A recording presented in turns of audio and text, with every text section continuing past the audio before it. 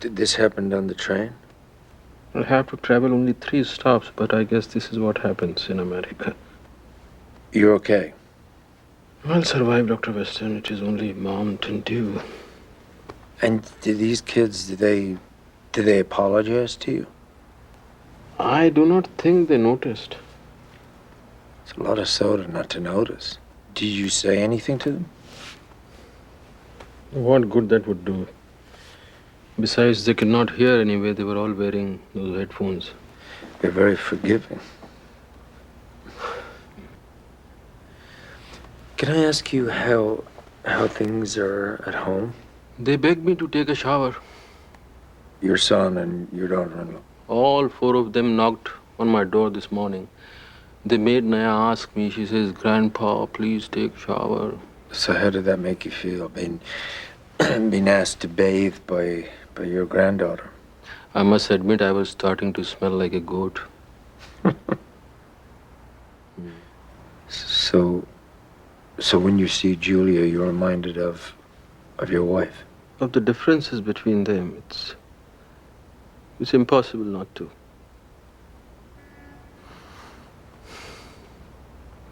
Kamala would not have approved of the way Julia is raising our grandchildren. What do you mean? Why wouldn't she approve? She might think that they're spoiled, that there's too little discipline. She might think the minute they don't get what they want, they scream, they throw tantrums. And do you think that's true? Our son was raised differently. Kamala taught him good manners, humility, because it was important to her. And it sounds like it's important to you. Would you say that's true?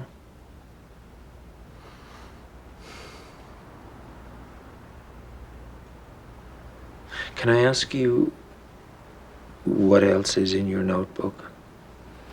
Many things. It says, sometimes I write to Kamala too. In your notebook? Yeah, very, very simple things. Yes, like what? Like, hello, good morning, good night. Or the sun is very hot today, or the birds are too loud for sleeping. Yeah. Things like this. Have you ever written to her about your grandchildren? I tell her that she will be quite fond of them. Do you share your concerns with Kamala about how Julia is raising your grandchildren? So can I smoke? Yeah, sure, you can smoke this.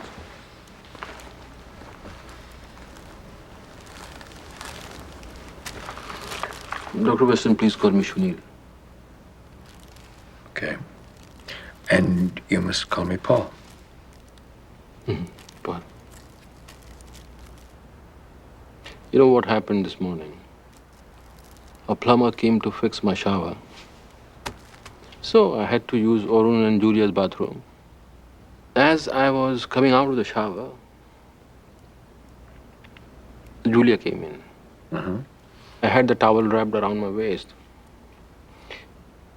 She entered just as I was putting a small piece of soap in a dish on top of the toilet tank. A little purple soap goose that smelled of lavender. She was preparing to take the shower too. So she was also in her towel? She very quickly covered herself with the towel, yes. She froze. She obviously forgot about the plumber. And what happened? And I said, "Excuse me." Then I went up to my room to get dressed. 10 minutes later, she knocked on my door. What did she say? She became very angry. She spoke to me as if I'm a child because of soap. Well, she'd just been confronted by the fact that you're not a child at all. She may have been covering for other feelings that she had from seeing you in this way. What feelings? My daughter-in-law is not a modest woman, I assure you. She still showers with Sam even though he's nearly 6. For her, it's perfectly appropriate. But not to you. You are the expert, please tell me. Where was your son when all this happened? He already left for work. Sunil, when Julia was here last week, she mentioned feeling uncomfortable at times because of the way that you look at her. Would you say that this encounter in the bathroom might have been one of those moments? We were both in our towels, Paul. And I said, "Excuse me," and I went out. Yes, I understand that. What I'm asking is, can you say a bit more about how you felt when your daughter-in-law surprised you? I would say I felt surprised. Yes, but what else? I said to myself, "See, here's your daughter-in-law and she's wearing a towel."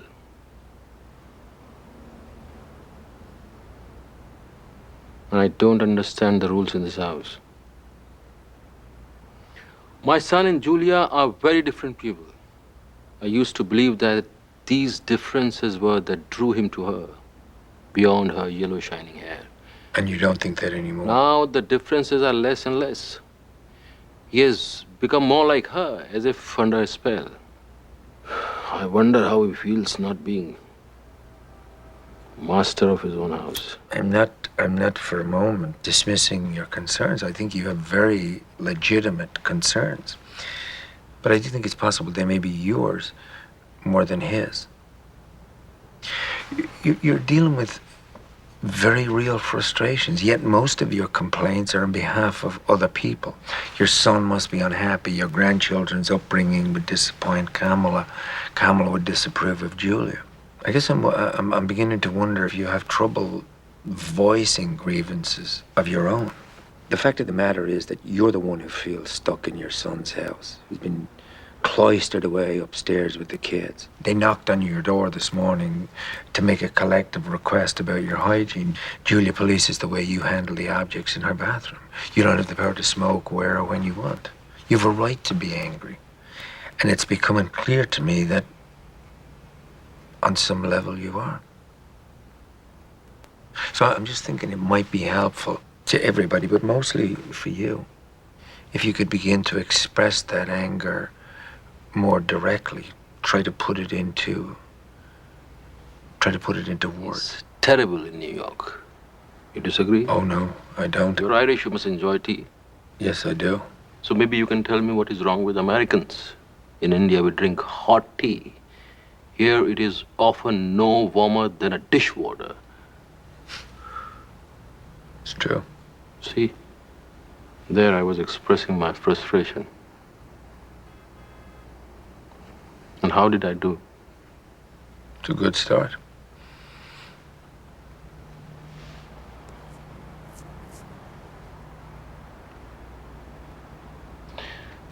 See, there was one occasion when I spoke openly to Arun. When I presented my displeasure. When was that? Many years ago when he and Julia were first engaged. We had never met Julia.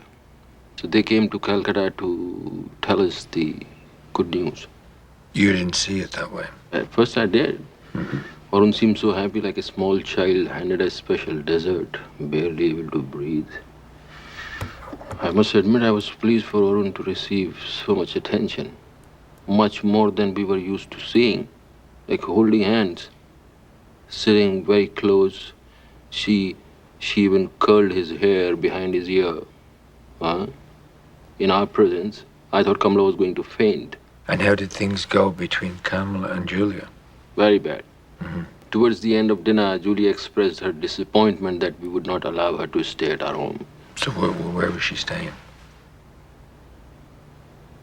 In a hotel. And where was Arun? He was with us, in his old room. No, you must understand, it's not acceptable for a couple to sleep in the house of parents before they are married. So during dinner, it was clear she wanted Arun to discuss these matters with us.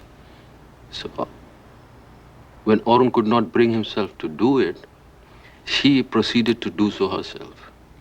She said they had traveled such a far distance and they are very tired and they wished not to be separated.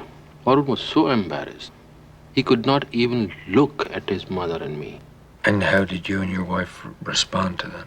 After Arun left to escort Julia back to her hotel, Kamala was so angry. She could not speak for more than 1 hour. Then she pleaded with me to speak to Arun. So next night I sat in the kitchen with Arun and asked him whether he was sure about his decision to marry. What did he say? He lashed out at me. He said, we did not approve of Julia because she's not Bengali, and he said I could not relate to his life, and I married a woman I did not love, and I chose duty over passion, and I'm jealous. So they cut their visit short by 3 days and left to America the following morning. So do you think there was any truth in what Arun said? That I do not know passion. He also said that you were jealous. Perhaps I did not marry for the same reasons as my son, but I came to love my wife.